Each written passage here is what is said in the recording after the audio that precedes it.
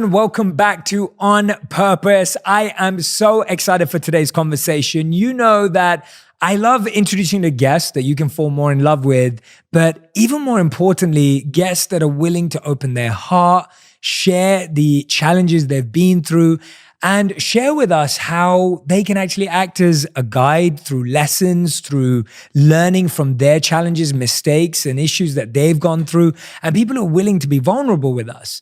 And so whenever we get this opportunity, I want you to listen to this episode with an open heart, with an open mind, and really with gratitude for our guest today, who's willing to talk about so many different experiences that I know will help you through so many things in your life. Today's guest, as you already know, is none other than Lindsay Sterling. Now, Lindsay is a platinum-selling electronic violinist, dancer, artist, and author. She's known for smashing boundaries and defying expectations.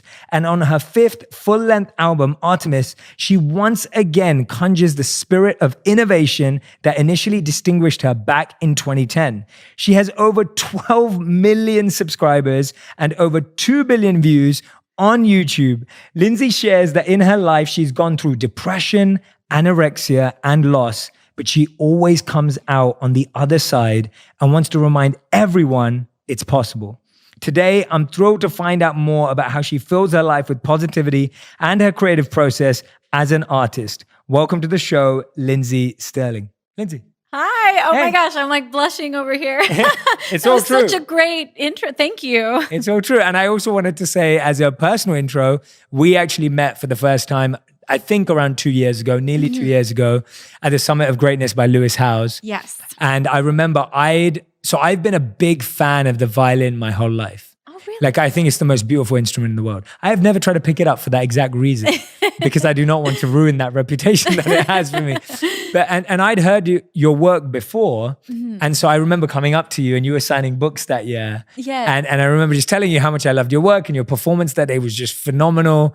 And I know we've been wanting to have you on the podcast for a while. So thank you so much for being so kind and generous with your time and being here. Absolutely. Thanks for having me. I feel like it's been so long in the making to like get here today. So literally, yeah. But it's perfect. And I wanted to start off with a question that I don't think you get asked often, or maybe it would be a different place to start. But I wanted to ask you, what's your favorite anime series from the 90s? Oh man. I mean, probably like, I love Spirited Away. I just think it's so, and I love Sailor Moon, like all those early anime. I love their storytelling, but I also love the costuming. Like I've always been really inspired, even in my own style a little bit. Like I don't even know if today represents, but the pocket watch. Cool. I've got a pocket watch, just like interesting pieces, like anime characters. So, I love it. And we both discovered just before, literally we talked for about 10, 15 minutes about our love for Harry Potter and Avatar, and Disney World, and Universal Studios. All the fan fiction stuff. I was like, oh my gosh, you're a nerd too. Yeah, I'm a super nerd. I know everything. I know all the hidden parts of the movies, and I get into all of that. That's when I saw the pocket watch, I was very impressed. Oh, thank you. I was just like, I really dressed up today. I wore my pocket watch. I love it. And you know, with all of these things that we're talking about, all the things we're both fascinated by as well, you talk a lot about your belief in miracles. Right? Yes. And like magic almost to some degree as well. Yeah. Tell us about where that belief came from and what is a miracle to you? Like what counts as a miracle to you? That is such a great question. I've never been asked before. I love that. So I was raised in a home that was very religious. And sometimes people say that in a way of almost they're scarred by it. But I feel like the religious aspects of my life have really blessed me so much. They've made me, I feel like, a deeper person. They've made me believe in something greater than myself. And, you know, I was raised in a Mormon home. And, you know, and I really combine the aspects of religion still in my life. I still go to church on Sunday. I actually teach a Sunday school class for the teenagers. Amazing. And it's something that's only bettered my life. And I think that a lot of times people see religion as divisive. I think that when religion is used for what it's actually meant for, it's inclusive. It helps people bind together. It gives you opportunities for service. It gives you opportunities to uplift other people and to be uplifted when you're the one that's weak in these like communities of, you know, as long as it's something that my parents always taught us that the basis of, whether we believe this or they believe that, what we need to always rely on is it's love. Love is the basis of all of it. And if you start to make it a divide, you're missing the point of what religion was supposed to be. And so for me, it's a mixture of religious aspects and spirituality, just connecting to something greater than myself. And I think that, I don't know when I really started, I just believe so strongly that that miracles happen all the time. And I like to look for miracles in my life every day. And I think that it really became even stronger for me after I lost people I loved. Because suddenly this other side, like I've heard my whole life that we go somewhere after we die. And when my best friend passed away, and shortly after that, my father passed away, suddenly someone I loved so much, two people I loved so much were on that other side. And I just started to really think, where are they? What are they doing? Like, how close can they get? And I've been given so many little miracles, for lack of a better term, in my life that show me that they are looking out for me. And the more I look for that, the more I see it. And I've had such little, everything from tiny miracles to big things that have happened that just make me feel powerful in a way, almost like I imagine I walk through life with these angels around me that are looking out for me and whispering things in my ear and helping me. And it makes me feel almost like I have a superpower. I'm a superhero because I've got this strength and angels from the other side. And I pray for help all the time from that, asking specific angels. Sometimes it's my grandma I'm asking for help. Sometimes it's, my best friend, my dad. Sometimes I'm like, hey, I want to channel Lucille Ball today. I want Lucille Ball to be my special angel today. Like I'll ask specific angels for help. I know that might sound weird, but it does make me feel like I go through life with help from the other side and extra power. Yeah, that's beautiful. That's amazing. And I love that you talked about how miracles are both small and big things. Absolutely. That sometimes it could be the tiniest thing that happens in your day that changes your mood or is like a little lesson or a piece of wisdom or whatever it is. And then it could be something huge, like, right. The great successes and achievements you've had in your life. And I think it's beautiful when we can see miracles in both. Right. Because I think sometimes we're waiting for miracles to be like these big, gigantic changes. Right. And actually sometimes miracles aren't like that at all. Absolutely. Yeah. And like even sometimes my family all talks all the time about like, oh, our angels are looking out for us because we all have this thing in common that our dad is over there. He's one of our angels. And so we'll always, even if it's like, oh, I remembered right before I left the house that I should grab whatever it is, it's like, oh, my angels are whispering in my ear, Yeah. And like I said, I think that whatever you look for in life, you're going to see more of. And if you are not looking for something, you're going to be like, well, I never see miracles. I never get that. But it's like when you all of a sudden become aware of an artist, all of a sudden you're like, oh, they're everywhere. They're on that billboard. They're on the radio. How come I never heard of this person before? But it's because now they're in your peripheral view. You've seen them. And I think it's the same with gratitude or with miracles or with whatever it is you're looking for in life. If you look for it, you'll see it. That's such a great point. The way to test it is if you ever buy a new car or an item, right?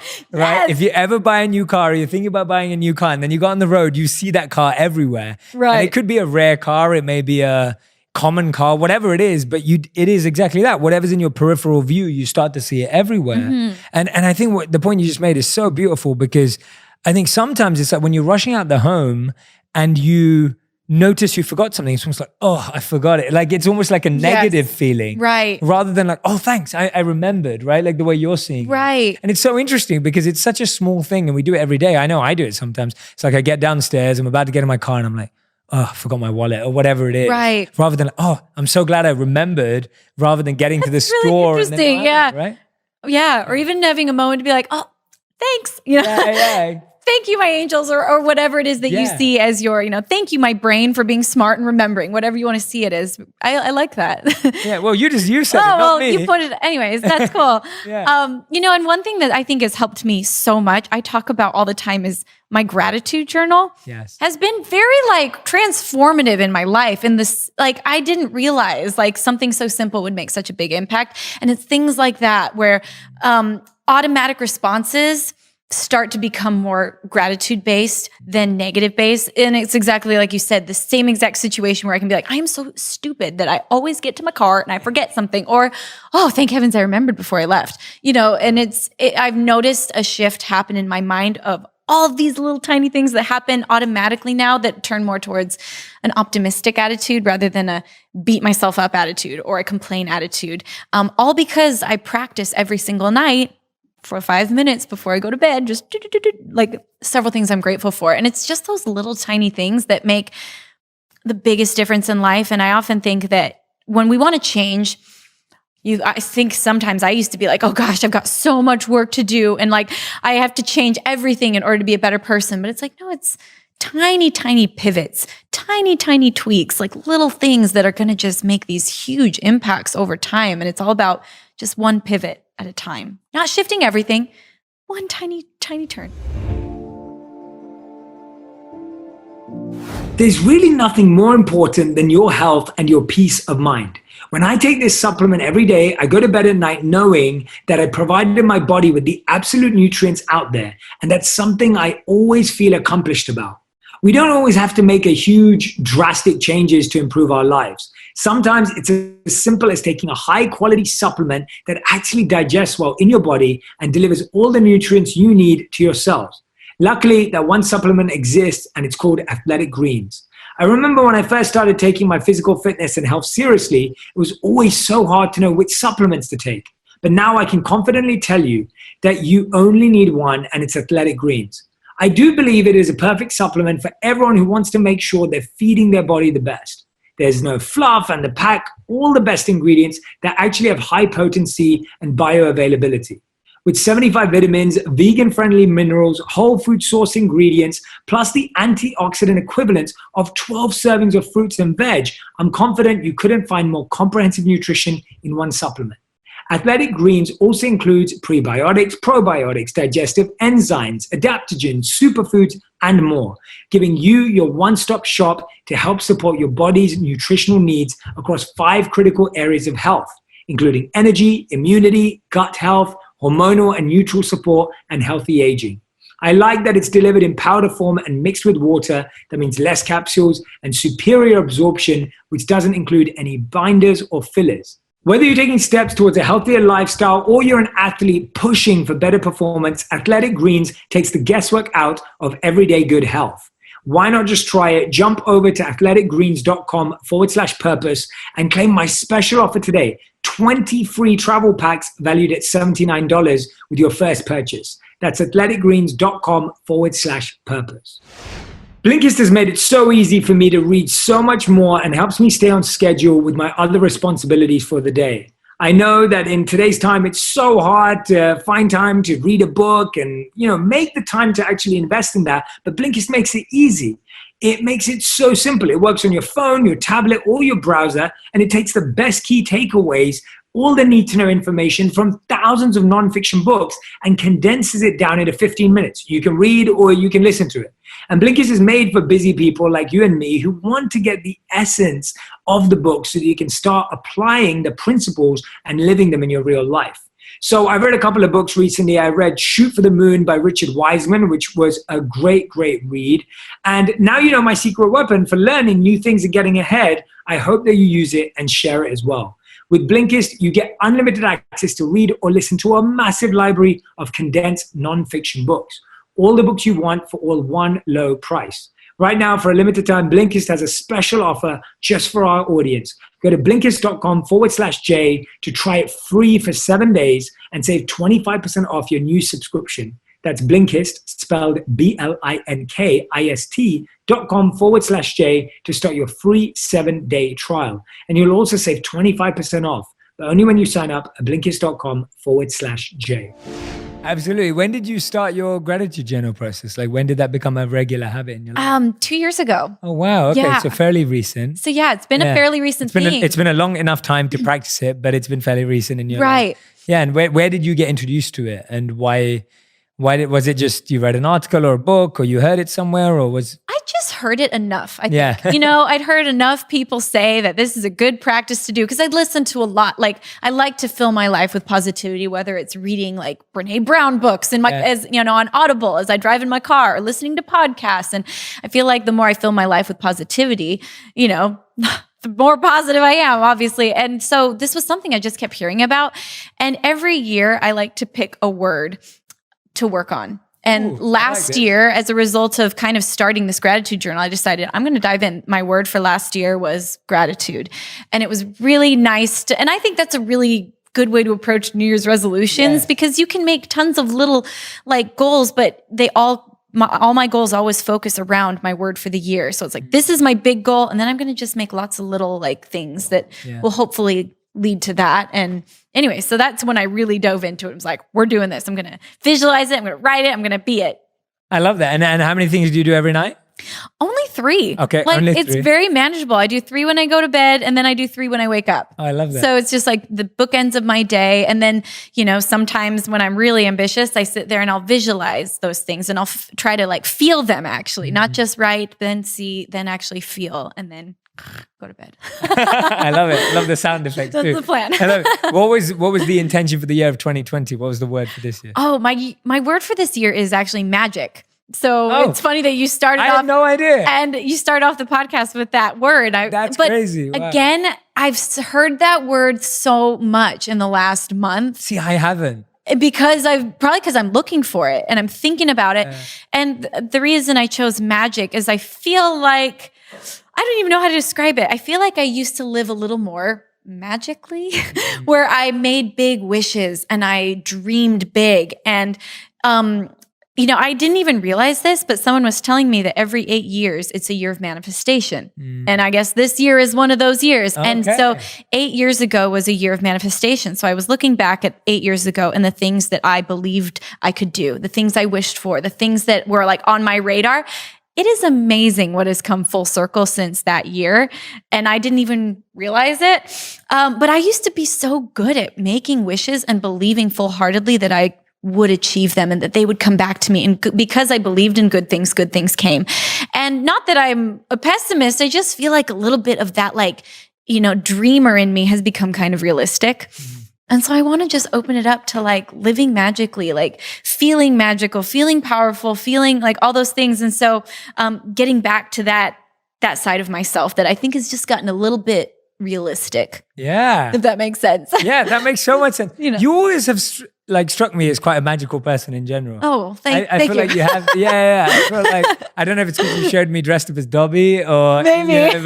No, I just feel like you have a very magical presence on thank stage you. too. Like there's Thanks. that, and which is like, I don't often say that, so I'm not just saying it. It's an interesting thing that I picked up on. So now that all seems to line up. But I love what you're saying because I think as children, we saw and believed in magic. Yeah. And I've always been really into illusion and illusionists and magic. So people like David Blaine or Darren Brown, and I'm always fascinated by it.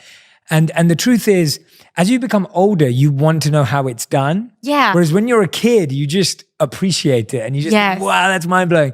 And I think it's almost like you're like that. Like even whether you're on a ride or you're in a movie or whatever it is, like your adult mind just wants to figure out how everything's done. Right. But you lose that sense of magic. You lose that sense of spark of feeling of wonder. Yeah. And just allowing yourself to just be like, actually, it doesn't matter. I don't need to know. I'm allowed to experience. And I think that is one of the most important things that made my career happen is that when I first started, I wrote my first album never having written a song before, like my own composition, never, like I wrote my first 12 songs or all the 12 songs that are on my first album. That album changed my life. It took me literally across the world. It went gold in multiple countries. And I had never written, I'd been a musician my entire life, but I didn't know the rules of songwriting. I didn't know the rules of how to market an album. I just worked my butt off and I believed that it would happen. And it happened. And I think that's, looking back on my beginnings, especially a girl that was like, I want to kind of invent my own genre of music, of playing electronic violin music. It's all instrumental. And I want to dance while I play. And I want to tour and wear fun costumes. And what? Everyone listening to her be like, this girl's insane. And I know that because I sat in front of people and tried to pitch what I was doing. And I showed them videos of me doing it in my living room, being like, see, this is the vision. And, I went to record labels and managements and no one believed it, but there was something inside me where I believed it so strongly because I just had that magic inside of me of no, I I know I can do this. And I made big wishes. I made big plans. And when you don't know what's like possible and impossible, sometimes you end up doing the impossible. Yeah. And I look back at just, and like what I've gotten to do with my life and in the last 10 years. And I'm just like, it was kind of impossible, but I didn't know that. And so it happened. This is a sponsor that I've been consistently asking myself, why didn't I start using them sooner? Before I go into why I feel this way, what if I told you you could get high quality, organic, and non-GMO groceries delivered to your door for a lot less than you're paying now? Wait, there's more. And help out families in need at the same time. Well, that's exactly what I've been doing since I discovered Thrive Market. As a member of Thrive Market, I get the products I love, and my paid membership provides a free one for someone in need, like a low-income family, teacher, veteran, or first responder. I simply cannot say enough great things about Thrive Market. They truly do make eating healthy feel really good and meaningful. Thrive Market tailors to over 70 different diets and values, like paleo to keto, plant-based, and deliver the highest quality organic and non-GMO food. They also offer clean beauty and bath products, pet staples, and non-toxic cleaning products, plus wine and more. As you see, Thrive Market is a no-brainer for anyone wanting to eat healthy foods and give back at the same time. I simply love the ease of ordering from their site. It's super simple, and you can get down to the specific foods you're looking for, and you'll find them at the best prices. As a member, I'm saving 20 to 50% of traditional retail prices, and their carbon neutral shipping is free on orders over $49. Not only do I feel great about getting a deal on my favorite clean, organic products, but I also feel great about helping to support families who need it the most. In addition to membership matching, Thrive Market is matching donations to their COVID-19 relief fund dollar for dollar.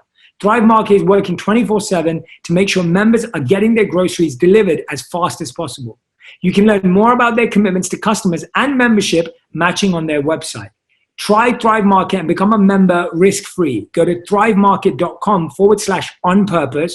Join today and you'll get up to $20 in shopping credit toward your first order. That's Thrive, THRIVE, market.com/onpurpose to start your risk-free membership and get up to $20 toward your first order. Thrivemarket.com/onpurpose. That's beautiful. I love that. Yeah. Yeah. What have you found happens when you believe something, but it doesn't necessarily happen at the right time or the time you wanted it to? Actually, not the right time. I take that back. Yeah. It's almost like that feeling of, what I mean by you is I agree with you. I think that belief is so powerful, but sometimes people will say, well, I have this belief, but it's not happening, right? Or maybe you've had a belief at times, but it didn't happen in the way you thought it was going to happen. Like I have so many stories I can think of. Like, which one do I tell? Whichever one. Yeah, whichever one. I think the most, the biggest one I can think of was when I first started, I wanted, I had this dream of what I wanted to be and what I could see, and it's what I am now. That's what I saw in my head. And I tried all these different ways to get it out there, and every door just closed in my face. And the most public one and the most dramatic one was I auditioned for America's Got Talent. Oh. This is in 2010. So this is 10 years ago. And, I made it all the way to the round where it's live. Oh, wow. And it's, there's I think it was the top, the semifinals, whatever. And now at this point, America calls and they vote for you. It was really exciting. And in my mind, all I wanted to do was win this show. I knew that if I won the show, my life would change forever in an instant. And, you win $1 million, you win a Vegas residency, it's a big deal. And they kind of also drill it into your head that this is the biggest moment of your life. Don't blow it. And so here I was, I'd never really performed in front of any more than 100, 200 people. And here I am on this live stage with millions of viewers watching. They even told me before I stepped on the stage, there's 11 million people tuned in right now. Good luck. What? So I go out there, I'm in the middle of my performance and I hear a buzz, and that means I got X'd. So not only was it, in that moment, I knew that I'd blown it. I'd blown the biggest moment of my life. And I walk up to the judges after I finished playing, and I got told that I sounded like rats being strangled. It was on live television. Everyone I know is watching. including a lot of other people. And, and I was told you just don't have what it takes. You're not good enough. And I was devastated and humiliated. Really bad combo. And I remember I went backstage afterwards. Like I held it together on stage, like trying not to cry. And then I ran into the bathroom because that's the only place you could be alone. And I just sunk to the floor and I sobbed. Like I sobbed the ugly cry for a long time until they came in and found me. And they're like, we're closing up. Like, you got to go. And so, I packed up my little violin and I just honestly didn't know if I could get on a stage ever again because I was just so embarrassed, like, even embarrassed in front of my family, even though they were like, you were great. We love you. We're proud of you. It was just, I just was like, I don't even think I can look myself in the eye again. But there's that inner voice, whether I call it my angels or whether you call it your gut or whether you call it intuition, whatever you call it, we all have it. And it told me, you're not done yet. And sometimes that voice will be like, it's time to try a different road. Like there's different things, but listening to your inner gut will always tell you where you should go. And at this time it's not over yet. And, I kept moving forward and I ended up shortly after that, trying several other things and then discovering YouTube, which this was the early days of YouTube. I put some videos out. They went quote unquote viral for the time and it changed my life. And looking back on it, like, thank heavens I didn't win America's Got Talent. Like, thank heavens I did not. You're locked into these contracts that are really rough. And I never would have been able contractually to start my YouTube channel. I would have been locked into a record label deal. I'm now like an independent artist and I tour the world. I do it on my own terms. And I never could have done that if I had gotten what I wanted. Yeah. And, I just have so many of these experiences where sometimes what you're fighting for and what you want and the door you're banging on, it's just not quite the right door. And you just got to turn a little bit. You got to listen to your own voice that tells you where to go. Is it time to try something else? Is it time to keep pushing? Is it time to just accept where you're at? Like whatever it is, listen to your heart because it will never lead you astray. And maybe it's just not the right door. Maybe it's just not the right time. You're amazing. That was awesome. That's so beautiful to hear. We have so much more in common than I knew. Oh, really? Yeah, I can relate to so much of what you just said right now. And I've probably said it in other interviews that I've been in. Just that feeling of what you explained of how sometimes what you want is not actually the best thing for you. No. And I've been in that position so many times. And I literally said this to someone a couple of nights ago. I was like, if I got everything that I wanted, most people wouldn't know who I am or what I'm doing or anything. Oh, like I would have just ended up in this weird side job that I just thought was the dream, when I was trying to break through and get people to listen to me. And the amount of doors that were shut on my face just in the way you've explained, where I've always talked about YouTube was like my last option. Yes, it was definitely I'd done everything. Sorry, YouTube, we were not my first choice. It was like, it was like one of those moments of just like every door had been shut. It was like, at that time, 10 media companies had told me that my inspirational video ideas were not good enough and would never make it. And I had 3 execs tell me I was too old to be in media. I was 28 years old. And they're like, you're too old. Everyone who's trying to get into media is 21, 22. And they were like, just start a blog or just do that. And then everyone's like, there's no careers in media. Like there's no, and you don't even have a communications background or a media background or a film background because that's not my background. Yeah. And so it was just, for me as well, there was just one option. That option was to try and do it myself. Yeah. And so when I'm hearing you speak, I love hearing someone else say it because it's kind of like reaffirming for me to hear it from you that something as big as winning America's Got Talent, which is huge. Yeah. But in your experience, you've even found that wasn't the end of the road. Right. Not winning that. And I think that and actually I find, and I've said this to people before, sometimes it's the people that don't win that go on to do more incredible things than the people that win. And I wonder if it's partially because it gives you this little this little, and for me, I think in that experience, looking back on it, a lot of times people are like, what were they thinking? They they didn't see what you had. How could they have been so wrong? But they weren't necessarily wrong. Agreed. You know what I mean? Like looking back at that video, I really didn't perform well. Like I was a baby in it. I was terrified. I hadn't really earned my stripes yet as a performer. I was too early on that stage in where I was at as like this, I just come up with this idea of dancing and playing, and I was kind of awkward at it, really awkward at it. So they weren't wrong. And when they said you're not good enough, they weren't exactly wrong. They didn't have to be mean. But the point is, though, that I added my own word to it is I'm not good enough yet. And sometimes when people give you harsh critique, it's easy to like take it to your soul of like, that's who I am. I'm not good enough and I'll never be good enough. But no, it's tonight you weren't good enough. And that's okay to say. And that's okay to accept for yourself. Tonight, I wasn't quite what I wanted to be.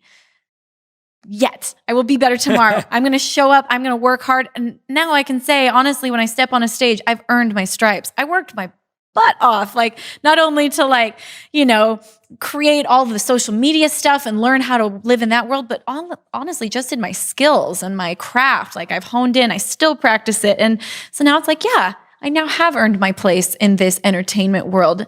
And just because I wasn't good enough yet back then doesn't mean I would never be. Just because you're not where you want to be right now doesn't mean you're not going to get there.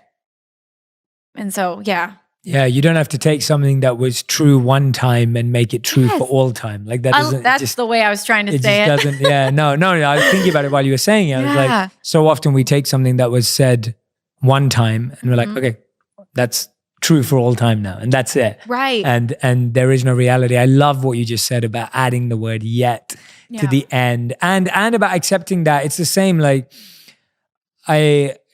do you mind if I share my version? Please, I don't think I've shared this before, so I want to share it because you're inspiring me to share it. So I was working for a company and I was doing extremely, extremely well there. But I felt that I wanted to leave to work on my passion, which was create videos and share these ideas that were inspiring and motivating, and I believed would help people in their life. I hadn't yet made anything.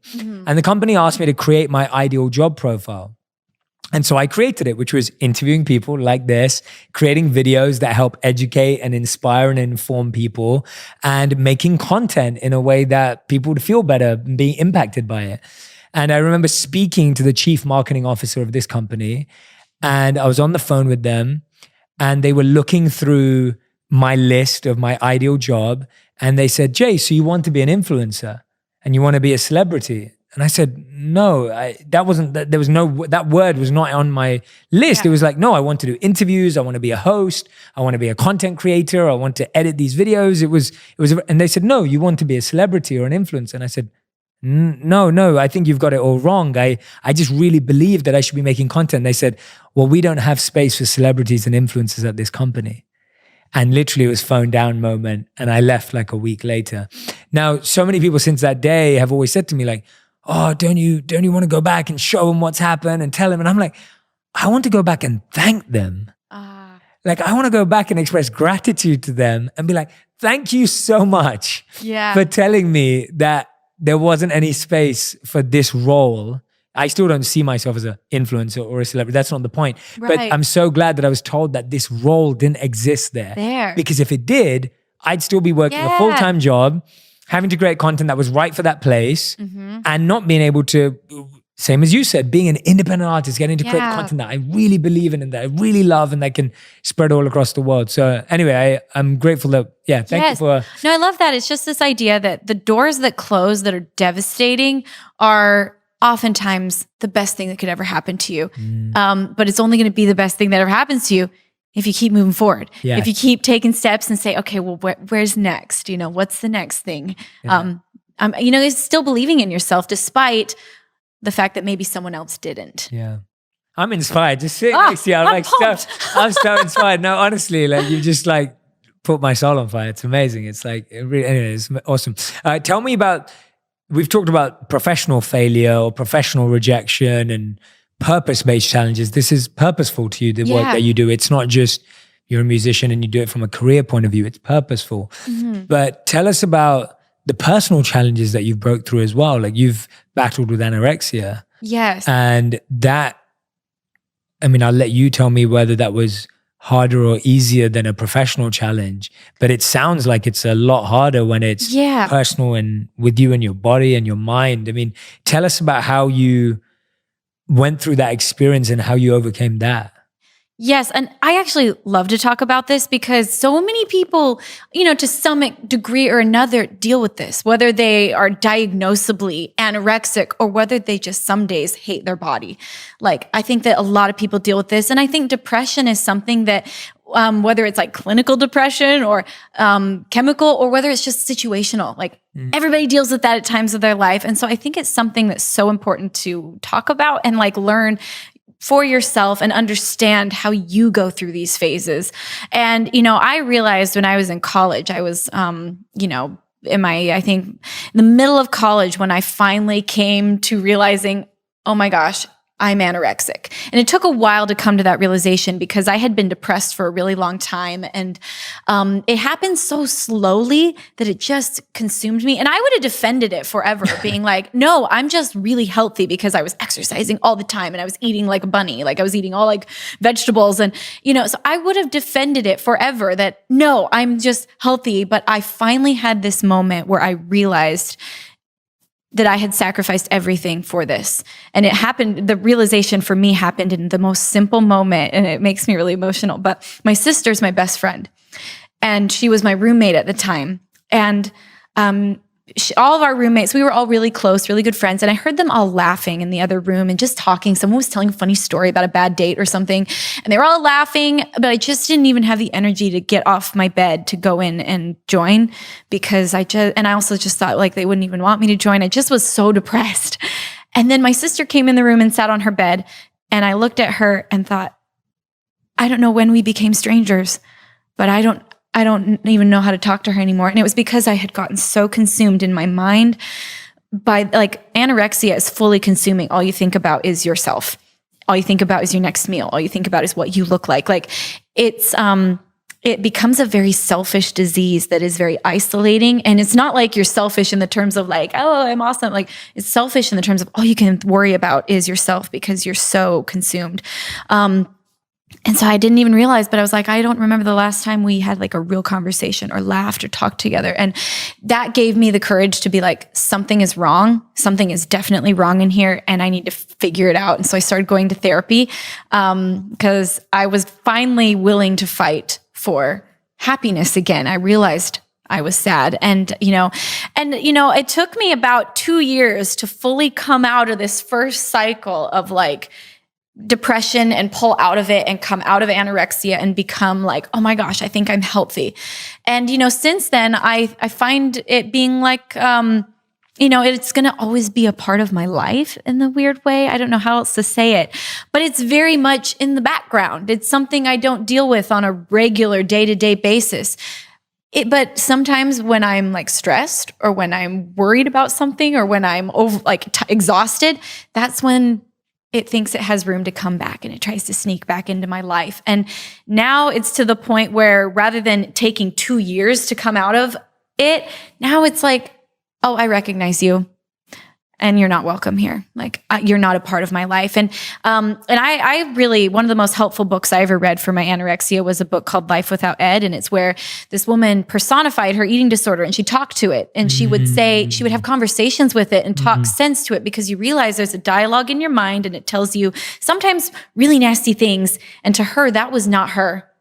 That was Ed. It was her eating disorder. And so I started to do that. I started to see these horrible thoughts in my mind as they're not me. Anorexia is not who I am. It's like this little like thing that's come into my life and it's not welcome. Yeah. And so I constantly remind it to leave. And when if I see a picture of myself and have that thought of like, oh my gosh, like I look huge. Or if I catch myself in a mirror and think something nasty, I am now immediately tell that you're not welcome. We don't talk to ourselves like that. I don't entertain those thoughts. And then I'll say something nice to myself. Like, I'm strong. Like, there are so many wonderful things about my body. Like, I'm healthy. I'm strong. I can dance. I like to run. Like, and so it's choosing what I am going to let stay now. And also, I think that it's sometimes takes work. And we don't always put that into play. We all know it takes work to be healthy and to eat right and to exercise and take care of our bodies. But what about our minds? And how much attention do we give to the happiness and being positive? And, that's why I write my gratitude journal, all these like little practices I have in my life. And then I think the biggest one for me is just listening to that voice. And when it says something that's unfair, I learned years ago when I was going through therapy and anorexia, to not entertain the bad. Like, I don't do that. And it's very empowering to say that, to stop your own thought and be like, nope, it's not who I am. Self-love, that's what it just all comes down to. That's great. I love the way you've broken down the process for all of us. And thank you for the recommendations on the books too. It's always, I know the audience loves hearing what books help and work. And so if anyone's struggling with that in particular, it sounds like a fantastic book that really helps you understand the voices in your mind and your head and recognizing which ones are not you. That's 100% true. Yeah. That's 100% true. It's always like a bad friend. I think it was Gandhi who said, don't let anyone walk through your mind with their dirty feet. Yeah. And it's almost like sometimes it's your dirty feet or another thing that is inside of you. It's almost doing it to yourself. Yeah. But you're so right that negative voice in our heads is not us. It's like not. being friend with a bad, it's like being friends with the negative influence. And absolutely, you've started spending so much time with them. It sounds like your voice now. Yeah. And so I think that's a really important lesson. Well, and it's interesting how it's like we've written these stories and these beliefs in our mind about who we are. And I finally came to the realization that if I wrote this story and became this once upon a time, somewhere along the line, I started to believe these things. I started to write this, and then I reinforce it every day in my mind. I rewrite the story every day, and I punish myself over and over and over again for a belief that I wrote once upon a time. And so if I wrote it once, and if I believe it now, then I can write a new one. Yeah. I can change it. It's going to take time because our minds love familiarity, even if it's negative. And that's just a pattern. Our minds run on patterns. And so it's like, okay, start to break the pattern. It's going to take time. It took me 2 years the first time because I was pretty deeply entrenched in a very unhealthy, very, very trapped pattern. I'm not saying it's going to take everybody 2 years, but if it does, that's okay. Don't look at yourself today and think this is who you are forever, because I can't even tell you what a different person I am now. Like you called me magical in college. No one would have called me magical in that time. My roommates would have been, Lindsay's really tired. She's very, she's nice, but I just didn't have the energy to be like out there for other people and be kind and be as loving because I was so trapped in this like tornado inside myself. And I'm like, if I could change from that person to like where I am now, where I love to share with people. I feel like anyone can do it. This is a process that start where you are today, start to love yourself, start to be kind to yourself, start to fill your life with more and more positivity. And you can get to anywhere you want. Whether it's, like I said, my journey of like getting off America's Got Talent and having to work step by step to like become the violinist I am now, or whether it's looking in the mirror and being able to say like, you're beautiful to yourself. Like start where you're at, but you can get there. And I honestly believe that anyone can be there. Yeah. And it takes work still. Like, of course. It's not like I still go through times like last weekend. I had a real depressed weekend where I was like, dang it. Like I'm in a funk. I'm in a depressed stage and I don't like being here. But I recognize now that that's okay. It's not who I am. It's a passing experience. And I think too often we like attach ourselves and our definition of self to like, I'm depressed. Like this is me. No, it's not me. It's a phase. It's like the cycle of the moon. Sometimes the moon's covered with shadows. Sometimes it's bright. It doesn't mean it's not still there just because you can't see it. And totally. I sometimes get a little covered up. Yeah. And I just have to like go to all my things, like call my therapist, do all the things that I know will help me. I now take ballroom dance lessons. That really helps me pull out of these like, I called my teacher. I was like, actually, can we have an emergency ballroom lesson today? Because I'm just feeling down, and I think it's really important to learn like, what are the kind of things that work for you? And don't attach your worth and your definition to how you feel in a moment because they come and go. Absolutely. Just like the weather. Just because it's rainy outside, like, oh, I am now rain. Yeah. Right? It's not like rainy inside. And same with the sun. And you're so right about having something though. And I feel movement is such a big part of it. Yeah. Like ballroom dancing for you, whatever it is for you, it's like, I feel movement is always a powerful thing to add to that space, to get you out of your head. I always find that whether some people like running and it does, and that's what I mean. Like I love this example of ballroom dancing because it doesn't have to be exercise in the traditional sense, even though we know exercise is great for breaking through our depression patterns and negative patterns. It's like exercise can be fun. It can be a sport. It can be dance. Right. It can be so many other things. So don't feel bound to just exercise. Well, and I love that you said one time on one of your podcasts that your wife will dance every day. She does it every day. And I was like, that's amazing. Like nothing break. And, you know, And she will say offbeat. That's what she'll add. Offbeat. And, yeah, you don't have to be you don't have to be Derek Huff in order to dance, or Julianne. Or Julianne, I love them both. And they're like, we love amazing. But you don't have to be like that in order to like enjoy movement. And and they said the same thing. Yeah. Even Julianne and Derek would say exactly. We had Julianne on the podcast. Yes. And so she said the same exact thing. She was just like, like you don't have. She wants people to just move their body naturally. Yeah. No, I love that. And tell us about. Obviously, you mentioned it earlier as well. Like losing your best friend and your father, like close around the same sort of time. Right. Those sound like very formative experiences, like very transformative experiences that, you seem to have processed in a positive way where you know that they're still in your life and they're still benefiting you. What was it like going through that loss and how were you able to use it as this now, not just feeling, but this genuine reality that you experience with them and still being involved in your life? Yeah. It was so formative in a way because I feel like, I'd never lost anyone before that. And I feel like it gave me this very strong empathy that I never had before, where now I just feel things a little deeper. Honestly, like my emotions now are always like right up to my eyeballs. I'm like a second away from crying all the time. Not in a bad way, just like whether I'm watching a horse movie, and like the racehorse is about to win, like, oh my gosh, tears will flood. Or whether like someone's telling me an emotional story or like I cry on stage all the time. Like just telling my fans I love them, I start to cry. I love that. But I just feel things like I've always been a very feely person because I'm an artist, but like there's a depth to it now. And I think that going through hard things can either give you like, it can either make you harder and tougher, or they can make you stronger, and I just think that sometimes we feel like these hard things, like they harden us, but I almost feel like it made me softer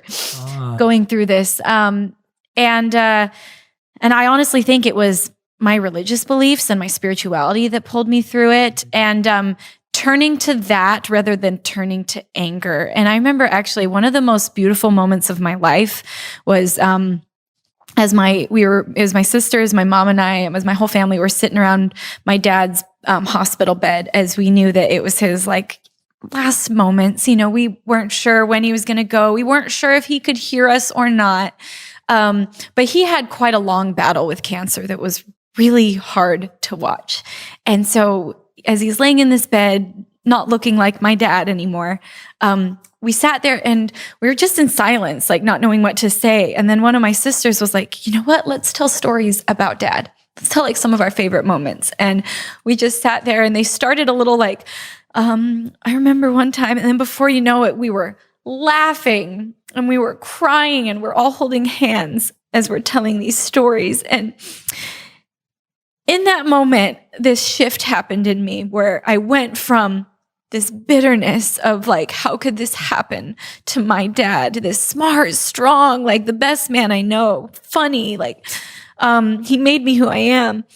And rather than being angry at what had happened to him and at what I was losing, I just became so grateful for what I had, which was like a lifetime of memories of the most amazing father and the most amazing family that I still had. And then also that I will always still have my dad because I believe he's with me and he can help me now in ways that he never could have when he was in his mortal body. Like he can really be there to comfort me at any time. And I really think that that was one of the biggest shifts that got me through this experience, was realizing to have gratitude for what I have, not only had, but what I have, rather than the things we've lost, because abundance and lack of abundance exists around all of us all the time, whether you're the, billionaires of the world or whether, you live somewhere remote in a hut. Like we all have abundance and we all have lack of abundance, and it's up to us to choose where we are going to look, because at the end of the day,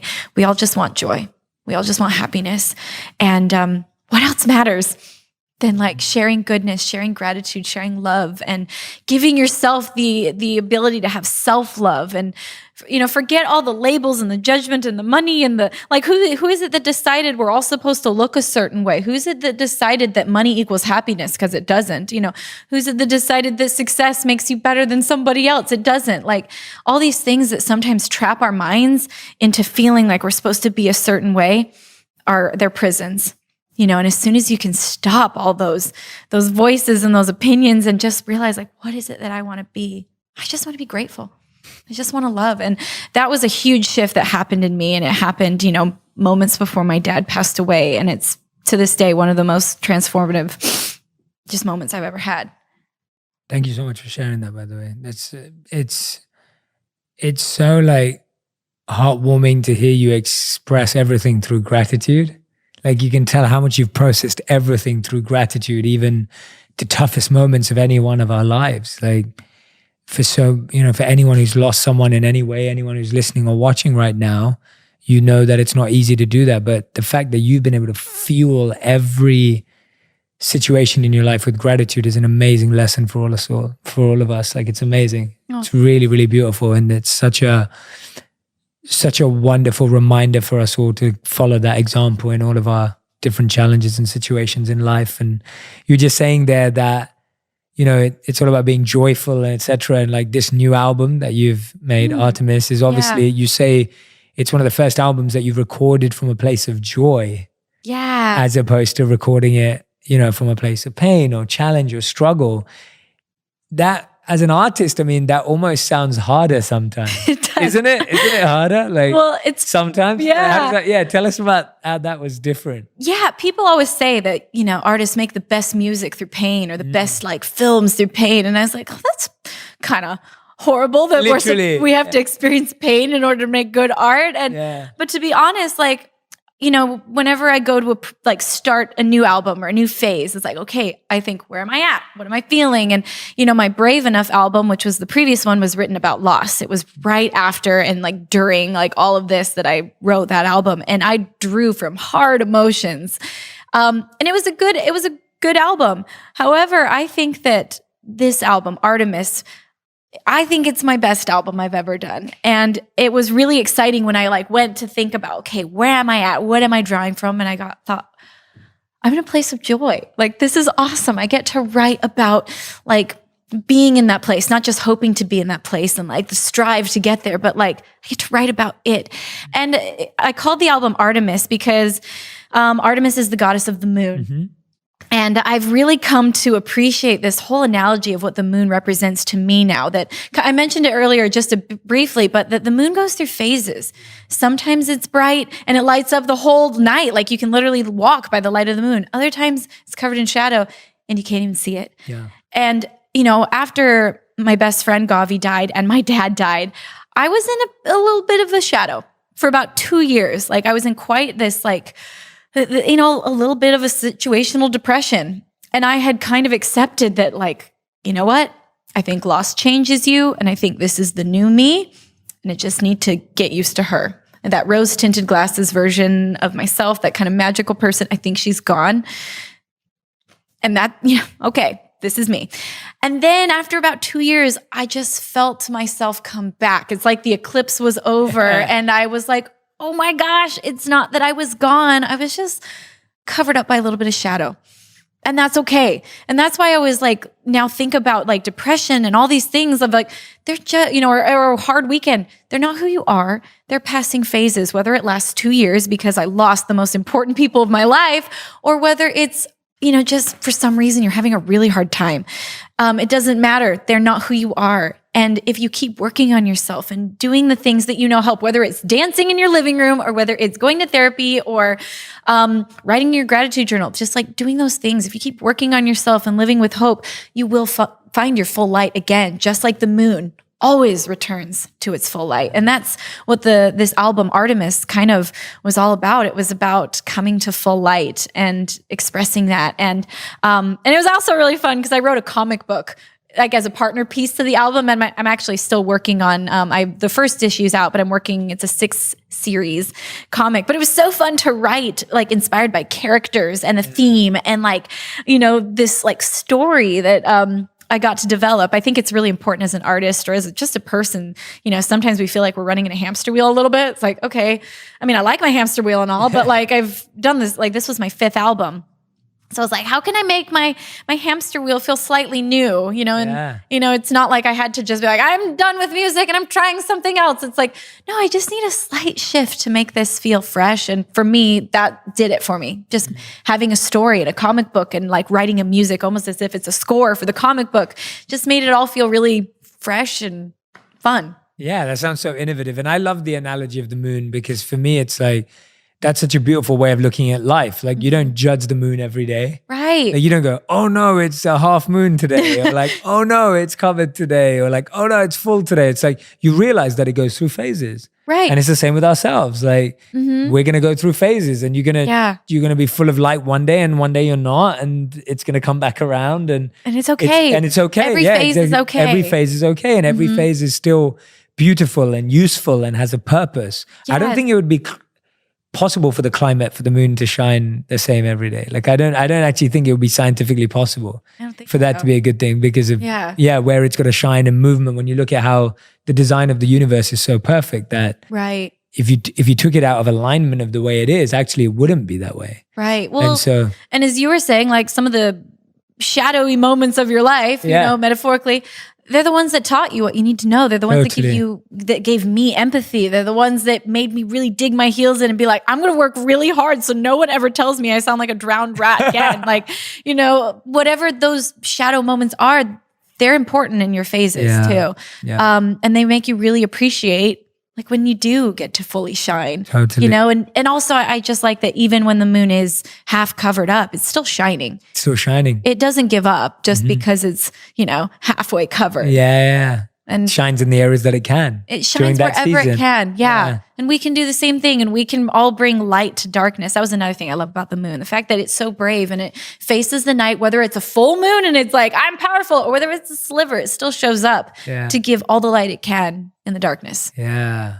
Wow, so many beautiful lessons from the moon. I know, I love the moon. Yeah, it's special. Yeah, I'm never going to look at a moon the same way ever again. Yeah, me neither. yeah, it's amazing. No, it's so beautiful. And I loved what you're talking about, innovation. I love that even though this is your 5th album, it's not like, oh, now I've done music and I play the violin. Maybe I'm going to go learn how to play another instrument, or maybe we're going to, and I'm going to be a dancer, and there's nothing wrong if you did that. There's nothing wrong with any of that. But it's interesting to see how you can innovate in your space. Yeah. And actually your creativity comes to life. And you innovated a virtual concert, right? Like, I did. Yeah, tell us about that. That sounds like It was so crazy. They had me in this whole like suit with all these little sensors all over them. It's like, and they created these really cool worlds for me to perform in. I was like a Lindsay avatar of myself. So I got to actually design it to be like my little Artemis character, that I made for the comic book. And I got to perform, online as this avatar in this like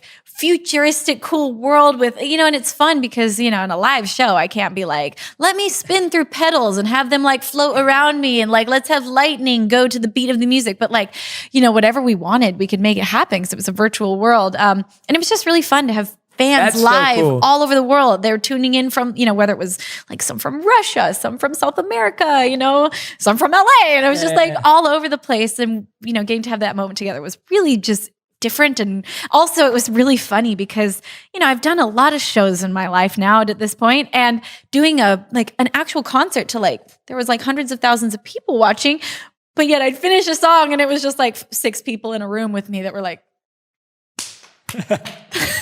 so like that energy of a concert, I kept having to remind myself like, oh yeah, all those I could see the dots of the people that were in there watching. Like, those are all people. They're all here, even though I can't see them. I can't feel their energy. They're clapping at home. Yeah, they're hopefully clapping at home. Yeah. But just lets my manager and some of the engineers like, yay. I love it.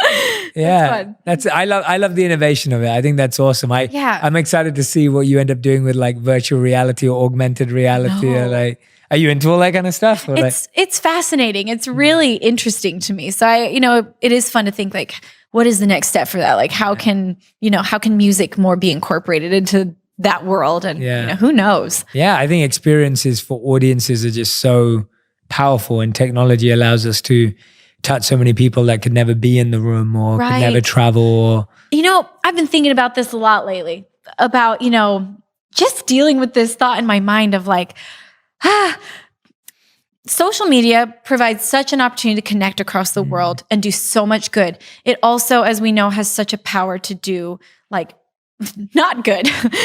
And, we find ourselves sometimes trapped in these comparison, situations, or feeling bad about ourselves because everybody's showing their lives through filters and it seems real, but it's not. And I've really been thinking a lot lately. I'm like, am I a part of the problem of social media, or am I a part of the good? Wow. And I think the answer for me after thinking about it more is like, okay, I think I do feed some of the problem, because I think I do a lot of the good. I try, but I was like, you know what? I'm sure my fans look at my pictures that are like from photo shoots or like my polished music videos when I took hours, literally hours to get ready, like my hair, my makeup, body spray, I look good when I show up on set. I'm Your music videos are amazing. Thank you. Yeah. I love making my videos. And I'm like, oh my gosh, I'm sure people compare themselves the same way I compare myself to people's filters. And that's not to say art is art. And, this is kind of the realization I've come to. It's okay. I love makeup. I love playing with costumes and fun looks and expressing myself artistically in that. However, if I'm going to do that, I need to be okay with the other side. I need, for me. And so I've realized I've made this new goal of trying to just showcase some unfiltered life online. And that's a little vulnerable for me because I don't have flawless skin. I still get I'm 33. I still get breakouts. Like what? Everyone lied to me and said that was a teenager thing and it never got left behind. But, just showcasing and realizing that it's fun to get dressed up. It's fun to do all that artistic stuff, but it's only fun if you're okay without it. I think one of my favorite quotes is from Cool Runnings, where the coach says, a gold medal is a wonderful thing, but if you're not enough without it, you'll never be enough with it. Ooh, and so I love that movie. Yeah, I love that movie. And so I've really been trying to make sure, if I'm going to do all this other stuff, I have to balance it. Life has to be balanced. And because I also get used to seeing myself with these filters, whether it's the funny filter with bunny ears that makes your skin flawless and or whether it's looking at myself through the lens of a music video. I need to be okay looking at myself in the mirror and saying, I'm just as beautiful without all of that. And it's funny because when I do post like that, my fans all say that's when I'm the most beautiful, and I need to believe that. And also, I just want them to see that I have frizzy, crazy hair and acne and all of that. So I've been thinking a lot about that lately, of trying to make sure I'm not a part of the problem of social media. And and I don't know, it's been a really interesting balance over the last 2 months to try to gauge for myself personally and for my fans. Yeah, no, absolutely. And I really respect that. But, I think it takes a lot of, because there's two sides to it as well. And this is kind of the balance that you're saying of we also don't want people to play down their lives. Right. So that we all settle for less. Right. You know what I mean? It's you want to be creative and you want to bring your art and you want to do body and you want to look, and it's not I think that's the point, that you're not saying, oh, I look beautiful here and I don't look beautiful here. Right. That's what we don't want. But we also don't want people to just settle and not be extravagant and not play for that, because there's art and beauty in that as well. Yes. And I almost feel we don't want to create a culture, just as we don't want to create a culture that just celebrates filters. Yes. We definitely don't. We also don't want to be a culture that only accepts. And when I'm saying average, I don't mean beauty or how you look, but it's creativity or passion or purpose, right? It's that. It's that balance. And it's I'm sure there's no right answer. I'll go too far and then I'll be I went too far, and then I'll go too, it's probably going to be an ever fluxing, balance. But like I said, it's just as much for me as it is for anyone else. It's because I find myself comparing to other people's filters, and we all do. So it's well, then I have to be really okay with myself without the filter, so that I can love being that person that is behind the camera. Because if I love who's underneath all of that, then it's going to be all the more enjoyable to be like dressed up with antlers on and in this crazy dress. And, as long as I'm okay without all of it. Yeah, absolutely. Anyways, just something I've been thinking about a lot. Yeah, lately. no, I love it. Yeah. And I think we need to work, I think that's going to be something we're all going to get right and wrong every day. It's a process for all of us. Figuring it out. Like, it's the same for me. It's like, I want to give as much content to remind people of the work we need to do. Right. And at the same time, give enough content that also says, celebrate who you are. And it's like, it's the both, right? Because you need to take a pause. There are days where I'm like, I just need to celebrate. And I need to be really grateful for a man. And they're like, no, I need to start working now. And you need both, and it's never right to just do either or. Because if you just celebrated all day, you just be complacent. Yeah. And if you just were hard, tough love with yourself every day, you get worn out. That's the biggest challenge of life is balance. Like, and I guess kind of like you said, it's just being able to listen to yourself and know what you need. Yeah. What is it time to do? Is it time to like hit the pavement and run, or is it a self-care day where I just got to take care of myself and say, it's okay, you're doing good. Like, or is it a tough love day where it's like, get up and go? I don't know. Yeah. It's this ever fluxing, like ever figuring it out. And that's so funny the way you put it of like, do I tell people to like love themselves and like celebrate or go? Yeah, exactly. And with all your new music that you're creating, do you feel like this storytelling was what really brought it to be even more powerful to what it's ever been before? Like the comic, the music videos. Like, I feel like there's just so many elements to how you keep challenging yourself in a positive way. Right. Well, it's funny because I've realized I'm more of a storyteller, I think, even than a musician. That's what drives my creativity. And it always has been. Like, a lot of times I get the music video idea first, and then I write the song so that I can make the video. Because I went to film school before I was going to be a director, before I ended up realizing, actually, no, I want to be a violinist, but I'll direct my own videos, So I took like the backdoor approach to directing. But yeah, and a lot of times it was always like kind of one-off, like single stories, like, okay, this song is about a ballerina that's stuck in a music box. And that was to symbolize like me breaking free from anorexia, like feeling like I was stuck in this like perfect porcelain, facade of what everyone wanted me to, or what I thought I needed to be, and then breaking free from it. And I've done some that were pirate themed or like steampunk. But this album was really fun because it's like a continuous story. So I've already made like, 3 music videos for it that kind of are, introduce the characters and then tell a little bit of the story, then introduce the villain. And then, and right now I'm planning 2 more that I'm so excited about. One of them is like, this beautiful ballroom dance that introduces the love story. And like, so it's been really fun to not just have these one-off moments with like, okay, here's some characters and 3 minutes of a story, but it's like, no, this is introducing you to a world and like, themes and, something bigger than just little bite size. And that's been really fun to like, and also the tour, it made the tour more fun because, it's the Artemis tour and, the stories kind of weave through the show, through instrumental music. It's kind of like no one probably knows exactly what's going on, but they can feel it. Like, yeah, exactly. That's what I was going to ask you. Like, I'm hoping that listening to this interview, my audience already knows you, already loves you and falls more in love with you. And my audience who doesn't know you is going to go and listen to your new album. That's my hope, and that's my wish, and that's my recommendation to all of you. What is the feeling that you think people are going to get from this new album? Like, what is it as a listener, as a audience, when someone goes and listens to Artemis? Like, what are you hoping that they're going to feel, and what is it going to give them? Overall, so I kind of wrote the album where it starts a little more intense.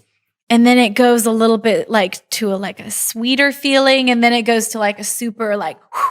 So the whole album, it's funny. No one listens to like albums back to front anymore. Like they used to, like when we would go and buy albums at the store. We're the same, same generation. Listen to it front to back, but I still take a lot of thought in like how the album progresses. And even as I was writing, I would be like, we need a song to fill this gap because I don't have one that creates this emotion. So the whole album kind of like takes you from like intensity to like, but I always hope that when people come and, to my show, or when they come to my YouTube channel and see a video, or if they're listening to my album, my biggest hope that people will feel, and I've always said this, light.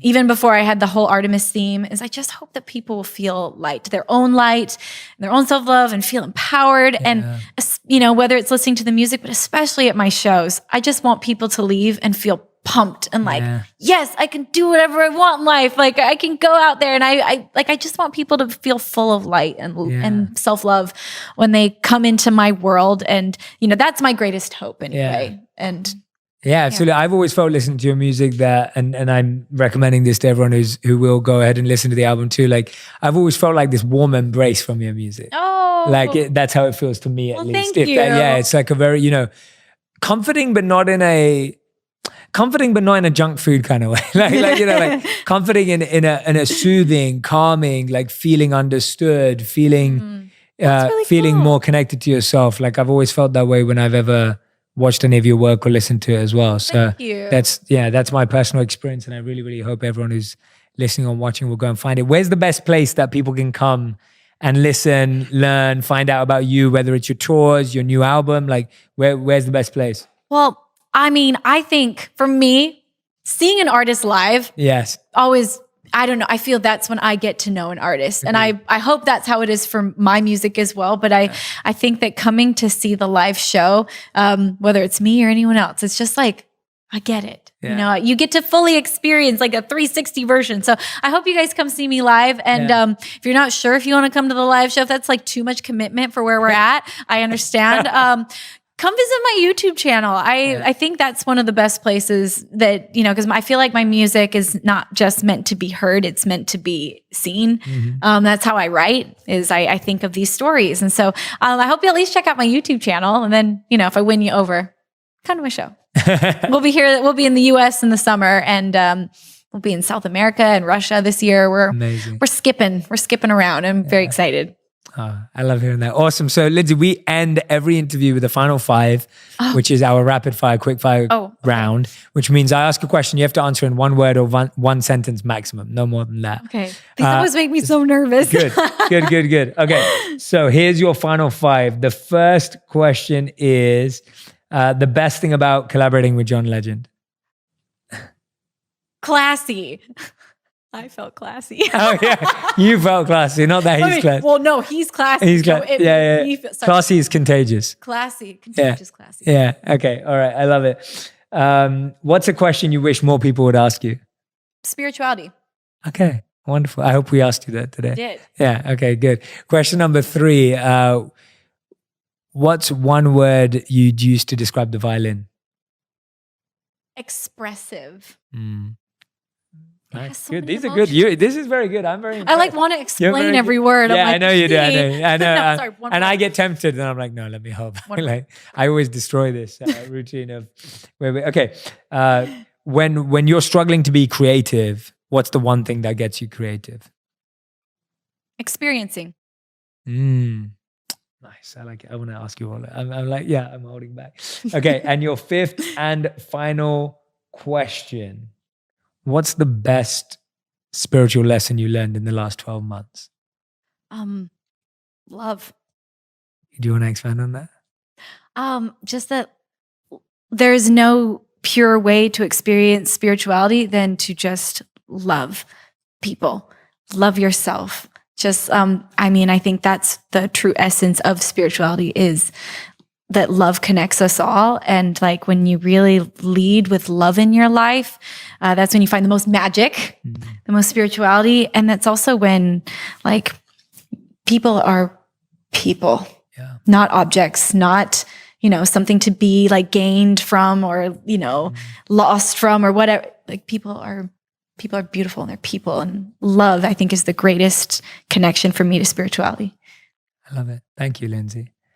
Thank Lindsay you. Sterling, everyone. Make so sure fun. you go and follow her on YouTube, on Instagram. Go and check out her website. Go and listen to and download the new album, Artemis, as well. Make sure you check it out. She's touring in the summer. So if this has made you feel the magic through a camera and through, if you've not been watching, but through listening, then please go and see her live. Lindsay, I hope I get to spend loads more time with you. I now. hope so. You're amazing. Like literally, you're incredible. Like I feel so personally inspired by just hearing you speak. Like it's Yeah, you have an incredible aura and energy, honestly. I'm not just saying that. Yeah, I felt it Thank you very so personally much. today. Likewise, I was so excited that like I could be here and have this conversation. I love listening to you. I love following what you share and put into the world. And I just think it's inspired me a lot to seek of how can I share more because of please do. the way You don't stop sharing the way you share. Okay. Yeah, we need more of it. Thank you, Lindsay. Thank you so much. Thanks everyone for listening and watching. Make sure that you share with us and tag me and Lindsay in your favorite takeaways from this episode. So if there's anything Lindsay said that stood out, that really resonated with you, make sure you post it on your Instagram stories, on Twitter, on LinkedIn, on Facebook, wherever you post, and make sure you tag both of us as well in the post so that we can see, comment, and interact with you as well. Thank you again for being part of the On Purpose family, and I'll see you again next week. Hey everyone, my name's Shetty and welcome to my YouTube channel. Every week I'm sharing 3 videos that are going to help you feel more fulfilled, feel more happy, and more successful. Make sure you subscribe to this channel so that you can find out about the videos as soon as they launch. Press the like button and leave a comment, and let's keep making wisdom go viral together. Make sure you subscribe.